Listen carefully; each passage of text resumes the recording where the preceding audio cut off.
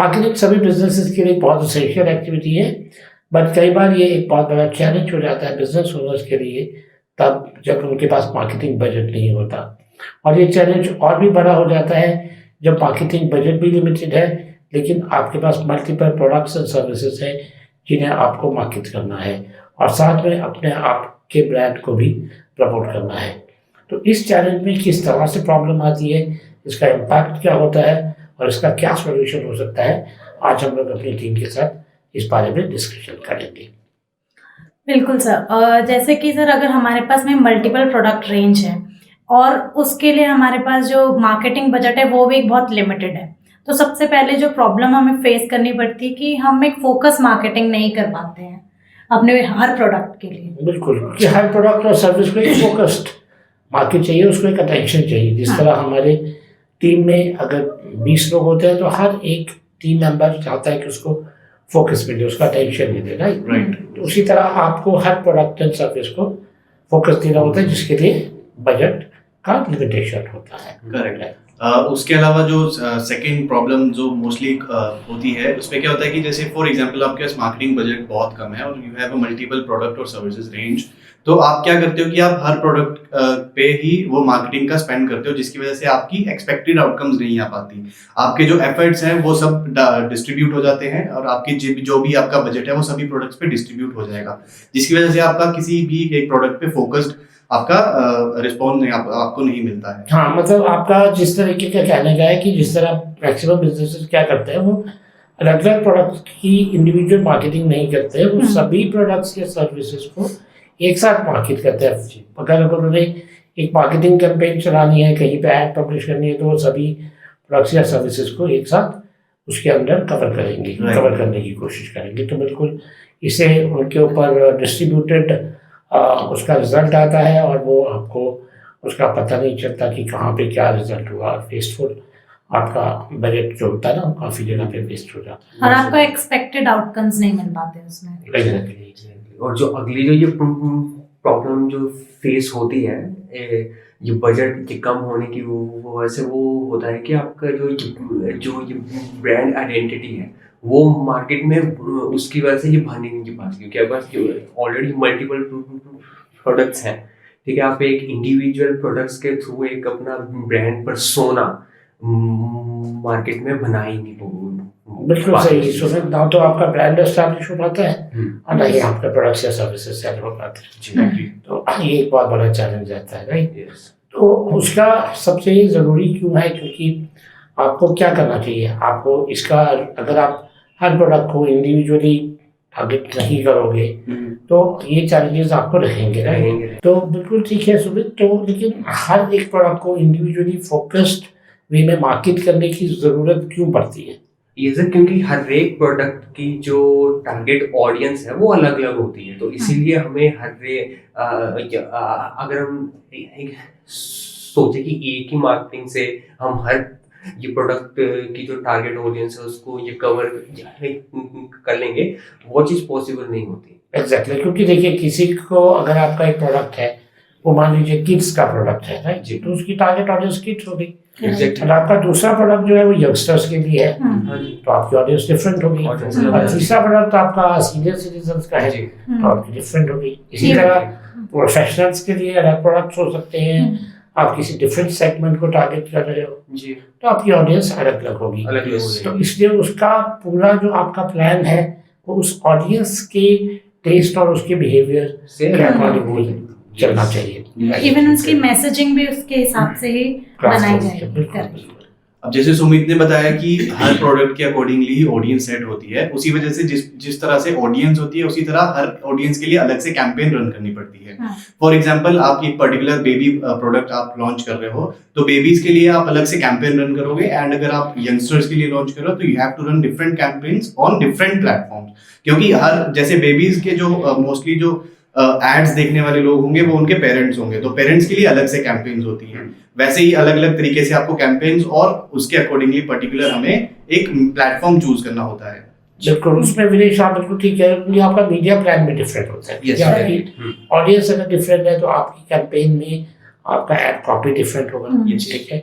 अब क्या होता है कि लोग क्या करते हैं कि एक ही एड कॉपी, एक ही क्रिएटिव को यूज करते हैं। यस उसमें जो मैसेजिंग है, जो स्क्रिप्ट है, या जो भी आपने ग्राफिक्स दिखाए हैं, आप उससे सभी को टारगेट नहीं कर सकते। Correct. तो और मीडिया प्लान भी डिफरेंट होगा। हो सकता है कोई ऑडियंस आपकी न्यूज़पेपर पढ़ती है, कोई ऑडियंस आपकी जो है वो आपके सोशल मीडिया प्लेटफॉर्म्स पे है, राइट। हो सकता है कोई ऑडियंस आपकी जो है वो उसके लिए आउटडोर का इम्पैक्ट ज़्यादा हो, एक्टिविटीज़ का। कुछ जगह पे आपको इवेंट्स के थ्रू रीच करना पड़ेगा, Yes. राइट। तो हर प्रोडक्ट का अपना जो है ऑडियंस है, और उसकी कैंपेन्स और उसकी मीडिया प्लान टोटली डिफरेंट होता है। अब ऐसे ही सर, जैसे अगर आप ओवरऑल प्रोडक्ट्स को एक ही मार्केटिंग कैंपेन के अंडर प्रमोट कर रहे हैं, तो सबसे पहले जो एक लिमिटेशंस उसमें होती है कि आप मॉनिटर नहीं कर पाते अपने हर प्रोडक्ट के परफॉर्मेंस को, कि कैसे वो परफॉर्म कर रहा है, उसकी सेल कैसी हो रही है, अच्छी हो रही है कि नहीं हो रही है। तो वो आप नहीं कैलकुलेट कर पाते, वो चीजें नहीं। ना तो आप ग्रोथ को मॉनिटर कर पाओगे, Correct. रेवेन्यू को भी मॉनिटर नहीं कर पाओगे, और ना ही आप उसकी मार्केटिंग एक्टिविटीज की परफॉर्मेंस को मॉनिटर कर पाओगे। क्योंकि मान लीजिए आपने एक कैंपेन रन किया, ठीक है, और उस कैंपेन में आपने अपने 5-6 प्रोडक्ट्स या सर्विसेज को एक साथ बूस्ट किया।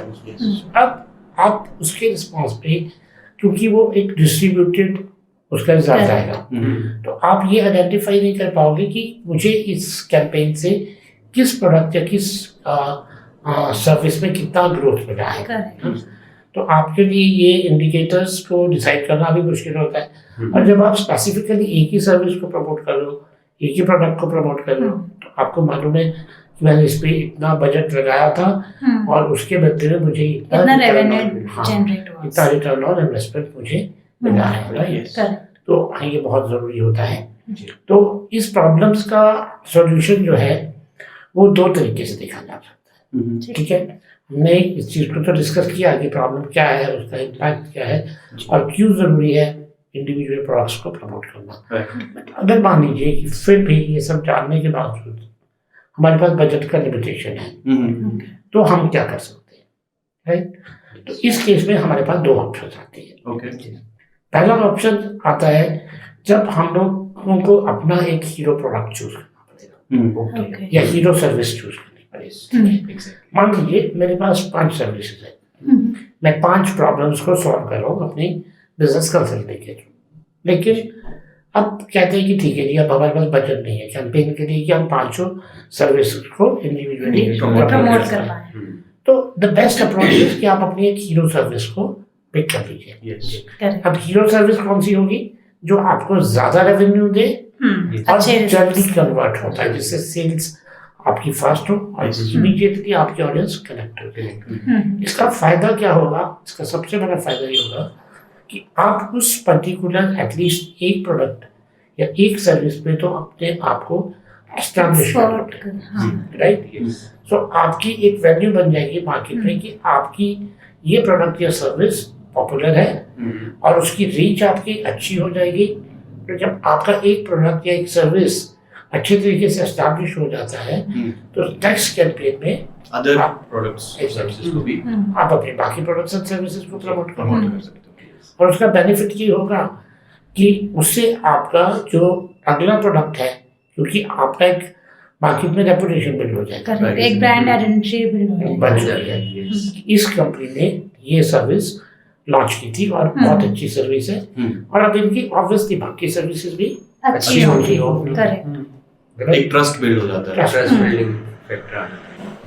तो इससे क्या हुआ, आपके कम बजट में एक प्रोडक्ट पे फोकस मार्केटिंग की। तो अब आप ये देखिए कि अगर आप एक प्रोडक्ट को फोकस करके मार्केट करोगे, तो उसका रिस्पॉन्स सभी प्रोडक्ट्स को एक साथ करने के बजाय कहीं बेटर है।